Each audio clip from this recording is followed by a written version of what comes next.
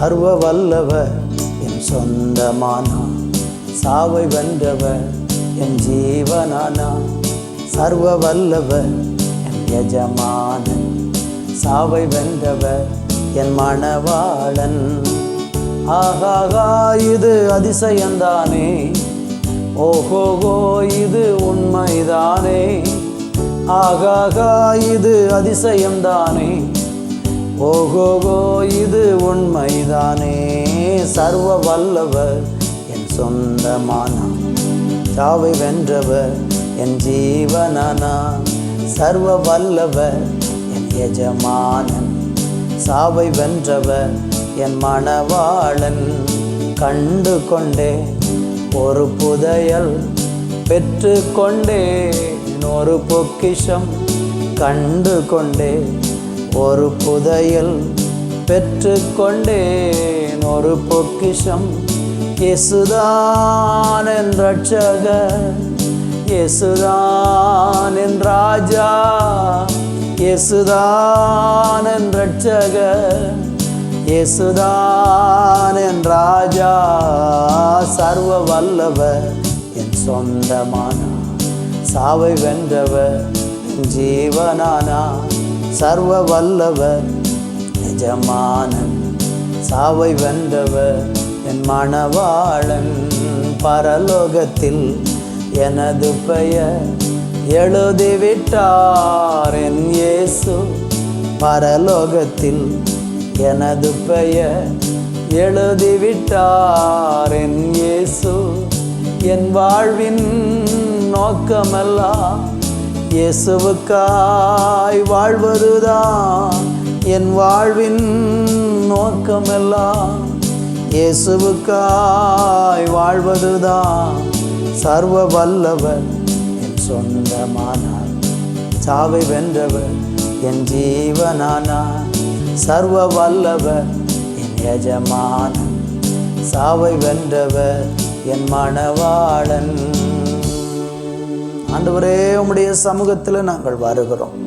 இந்த அருமையான நாளை கிருபையாய் தந்ததற்காய் நன்றி. நீங்கள் எங்களுடைய சொந்தமானபடினாலும் உமக்கு நன்றி. எங்களோடு கூட நீங்கள் இந்த நாள் முழுவதும் இருக்கிறதற்காய் நன்றி. சர்வ வல்லவரே, உம்மை நாங்கள் ஸ்தோத்தரிக்கிறோம். கிருபை எங்களை சூழட்டும். இயேசுவின் நாமத்தில் பிதாவே, ஆமென். ஆண்டவரே, இயேசுவின் நாமத்தில் உங்களை அன்போடு வாழ்த்துகிறேன். இந்த நாளில் யோபுவின் புஸ்தகம் 22ஆம் அதிகாரம் 25வது வசனத்தை நான் வாசிக்கிறேன். அப்பொழுது சர்வ வல்லவர் தாமே உமக்கு பசும்பொன்னும் உமக்கு சொக்க வெள்ளியுமாய் இருப்பார். தேவனுடைய பிள்ளைகளே, யோபுவின் புஸ்தகத்தில் நம்ம பார்க்கும்போது யோபு பலவிதமான பாடுகளை சகித்த ஒரு மனுஷன். பாடுகளின் மத்தியிலே அவர் கடந்து போனாலும் தேவன் யோபுவோடு கூட இருந்து ஒவ்வொரு நாளும் அருமையாக நடத்தினதை நம்ம பார்க்குறோம். பாடுகளிலிருந்து அவரை மீட்டு கொண்டார், அவரை ரட்சித்தார். யோபுவுக்கு அழகான ஒரு வார்த்தை வருகிறது, சர்வ வல்லவர் தாமே உமக்கு பசும்பொன்னும் உமக்கு சொக்க வெள்ளியுமாய் இருப்பார். இந்த உலகத்தில் விலையேற பெற்றதாக நம்ம எண்ணுவதெல்லாம் வெள்ளி, பொன்னு, பணம், விலையுறந்த காரியங்களைத்தான் நாம் இன்னைக்கு ரொம்ப பொக்கிஷமாக நினைத்து கொண்டிருக்கிறோம். ஆனால் யோபு புஸ்தகத்தில் படிக்கும்போது அங்கே சொல்லப்பட்டிருக்கு, சர்வ வல்லவர் தாமே உனக்கு பசும்பொன்னும் சொக்க வெள்ளியுமாயிருப்பார். இந்த வசனம் என்ன குறிக்கிறது? நம்ம வாழ்க்கையில் ஆண்டவரை விலையேற பெற்றவராக நம்ம கருதணும். சிலர் நினைக்கிறாங்க, ஆண்டவரை ஏற்றுக்கொண்ட பிறகு நிறைய ஐஸ்வர்யமும் வெள்ளியும் பொண்ணும் இருந்தால் தான் நமக்கு மதிப்பு இருக்கிறது, அதுதான் எனக்கு கனம் என்று எண்ணுகிறாங்க. அப்படி அல்ல. நமக்கு வெள்ளியும் பொன்னும் ஐஸ்வர்யமும் பணமும் இருந்தால் மட்டும்தான் நம்ம தேவனுடைய பிள்ளை என்றும் இந்த உலகம் நம்மளை அங்கீகரிக்கும் என்றும் நம்மளை மதிக்கும் என்றெல்லாம் நீங்கள் எண்ணுவது தவறான காரியம்.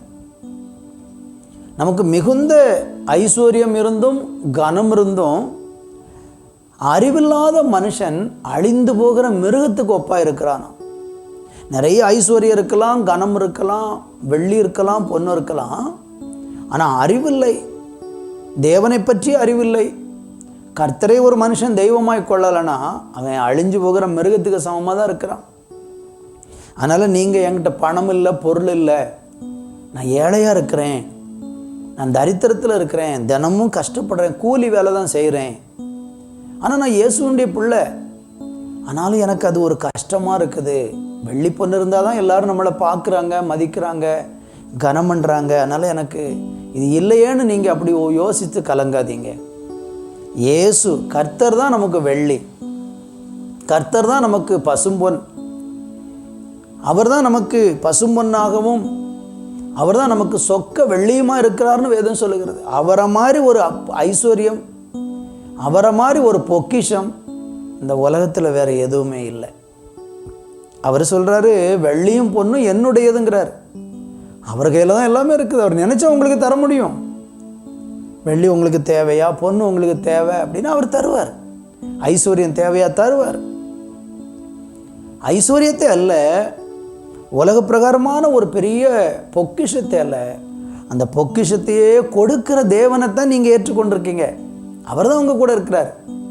ஏற்ற வேலை வரும்போது உங்களுக்கு என்னதெல்லாம் தேவையோ எல்லாவற்றையும் கொடுத்து உங்களை கனம் பண்ணுவார், உயர்த்துவார்.